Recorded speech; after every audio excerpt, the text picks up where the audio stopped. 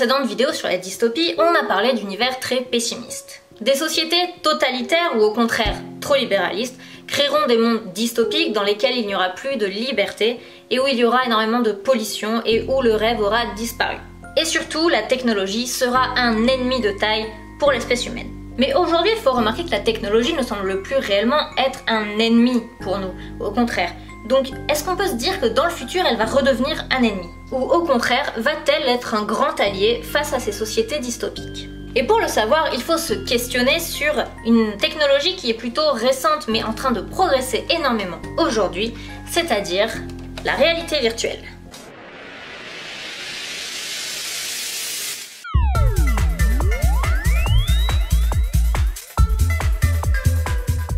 Il n'y a pas si longtemps que ça en arrière, j'aurais dû vous expliquer qu'est-ce que la réalité virtuelle pourrait être.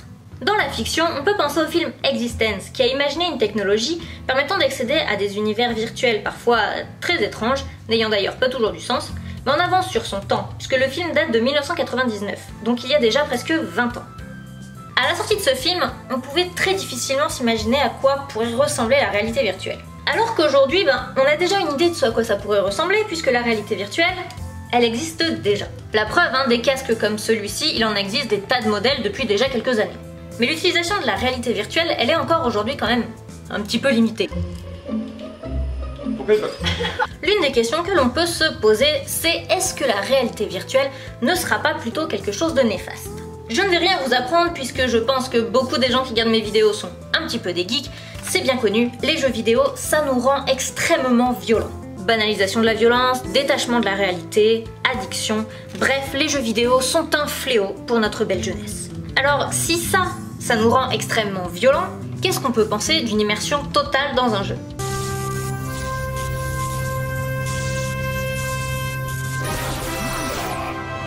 Puisque du coup, cela pourrait carrément donner l'impression à nos jeunes de tenir une vraie arme entre leurs mains. La réalité virtuelle nous détacherait donc encore plus de la vraie réalité, et donc elle serait encore plus addictive et donc néfaste pour les jeunes.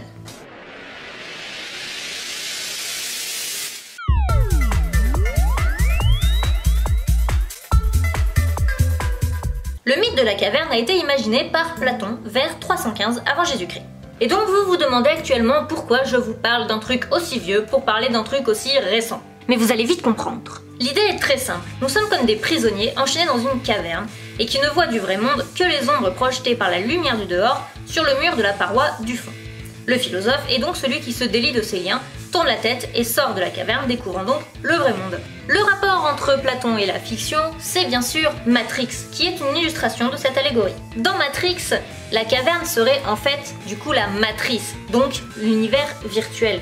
Et du coup le vrai monde serait, le vrai monde. Mais réussir à se détacher du monde virtuel pour pouvoir prendre conscience du monde réel, que ce soit chez Platon ou dans Matrix, comme va l'expliquer Morpheus à Neo, ce n'est pas du tout quelque chose de facile, bien au contraire. Je n'ai pas dit que ce serait facile, Néo. J'ai dit que ce serait la vérité. La vérité, elle n'est pas facile à entendre, et c'est d'ailleurs ce que Descartes va nommer le déni du réel. Le monde virtuel, bien que totalement faux, il est beaucoup plus confortable que la réalité qui est, elle, extrêmement froide. C'est pour cela que le personnage de Cypher va trahir Morpheus, puisqu'en fait, il va choisir de retourner dans le virtuel et d'oublier le réel, parce que ça ne le rend pas plus heureux, au contraire. Les ignorants sont bénis. Je ne vais me souvenir de rien. De rien. C'est compris? Non, moi je reste dans le virtuel, c'est quand même vachement mieux, je ne sortirai pas.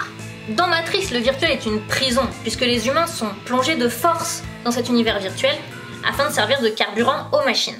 Mais il est répété souvent dans le film qu'il serait très difficile de faire sortir ces gens-là de cet univers virtuel, parce qu'il est plus rassurant et que le monde réel leur ferait peur et ils choisiraient de retourner dans le virtuel. On a donc quand même ici une énorme critique du virtuel qui empêche les gens de vivre dans la réalité.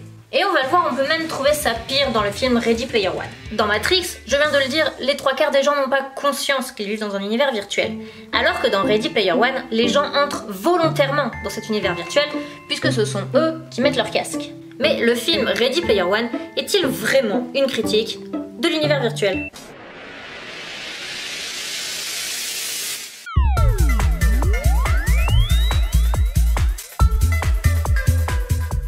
Le Le gros film actuel parlant de réalité virtuelle sorti récemment, et je ne peux pas parler de réalité virtuelle sans être obligé de parler de ce film, c'est bien sûr Ready Player One de Spielberg. Ce film présente en fait un univers dans lequel les gens ont cessé de se battre pour essayer de sauver la planète et se contentent simplement de survivre dans un univers de désolation et de pauvreté. Après qu'on ait arrêté d'essayer de régler les problèmes et juste essayer d'y survivre. Au milieu de tout ça, nous allons suivre les aventures d'un jeune homme plutôt banal, Wade Watts, qui joue comme tout le reste du monde à un jeu en réalité virtuelle, l'Oasis, et son personnage là-dedans s'appelle Parcival. Ce monde virtuel, il est peuplé de pop culture, et donc tout ce que vous pouvez imaginer peut être créé dans le jeu. Le créateur du jeu est décédé, et en grand fan de pop culture et de jeux vidéo, il a fait quelque chose de plutôt classique, il a caché 3 clés dans l'Oasis tout entier, et celui qui arrivera à avoir les 3 clés trouvera l'easter egg qui lui donnera le contrôle total de l'Oasis. Le film suit une trame assez classique puisque nous avons un héros banal qui va apprendre de nombreux enseignements en progressant dans les différents niveaux de cet univers virtuel. L'un des enseignements qui va nous intéresser ici, c'est qu'il faut se méfier des apparences et qu'il ne faut pas se laisser berner par les préjugés. Elle pourrait en fait être un gars de 150 kilos qui vit dans le sous-sol de sa mère en banlieue de Détroit. Et s'appeler Chuck. Pense un peu à ça. On peut donc se dire que comme il ne faut pas se fier aux préjugés, eh bien les jeux vidéo ou la réalité virtuelle ne seraient peut-être pas si nocifs que ça. Restons dans les vieux mythes, puisqu'après Platon, nous allons maintenant parler de Aristote, et plus précisément un concept qu'il évoque dans la poétique, c'est-à-dire le concept de catharsis. Le principe était que le spectateur d'une pièce de théâtre, en s'identifiant à un personnage qui commettait des actes répressifs, pouvait se libérer de ses émotions négatives sans avoir à commettre les actes pour de vrai. En fait, ce serait une sorte de plaisir par procuration. Beaucoup de psychologues et de psychiatres pensent d'ailleurs la même chose des jeux vidéo. Ils permettraient tout simplement à des gens de commettre des actes de violence interdits sans pour autant les commettre pour de vrai. Cela permet de canaliser et de purger la violence qui est en eux. Ce n'est d'ailleurs pas pour rien que la planète Doom dans l'Oasis est si populaire. Les gens sont en souffrance dans leur monde dévasté et ils peuvent ainsi canaliser toute leur colère en la déversant sur des monstres virtuels. Cela permet certainement d'ailleurs d'éviter une guerre civile, puisque vu l'état du monde dans lequel ils vivent, sans l'Oasis, ils seraient certainement en proie à la violence. L'univers virtuel permet donc aux gens de fuir leur quotidien pourri, de pouvoir devenir quelqu'un à travers un jeu en réalité virtuelle. Malgré les reproches que l'on peut faire aux jeux vidéo, ceux-ci permettent aux gens de s'échapper de leurs conditions, de vivre des aventures dans un monde qui ne le permet pas et surtout de pouvoir rêver dans un monde qui n'est qu'un perpétuel cauchemar. Le film Ready Player One montre à travers la réalité virtuelle que les choses peuvent et doivent aller de l'avant et qu'il reste de l'espoir. Car même si certes les gens se plongent d'eux-mêmes dans un univers virtuel, contrairement à Matrix, l'univers réel existe toujours. Après tout, dans le film, les amitiés et l'histoire d'amour que le personnage crée dans son univers virtuel finissent par se concrétiser dans le monde réel. Et pour sauver leur univers, pour sauver leurs rêves et leur échappatoire, les joueurs vont jusqu'à aller se battre contre un ennemi commun, c'est-à-dire la grande entreprise IOI qui cherche à acquérir l'Oasis uniquement pour gagner de l'argent. En sauvant l'Oasis des griffes de cette entreprise, les personnages prouvent que même dans la dystopie, il peut y avoir un échappatoire, un endroit de liberté où le rêve peut exister malgré la désolation et que cela ne supprime pas pour autant le réel. J'espère du coup que la vidéo vous aura plu. Je vais pas vous faire le baratin habituel, pouce bleu, machin, parce que je meurs de chaud et je n'ai qu'une envie, c'est d'aller prendre une douche parce que je n'en peux plus.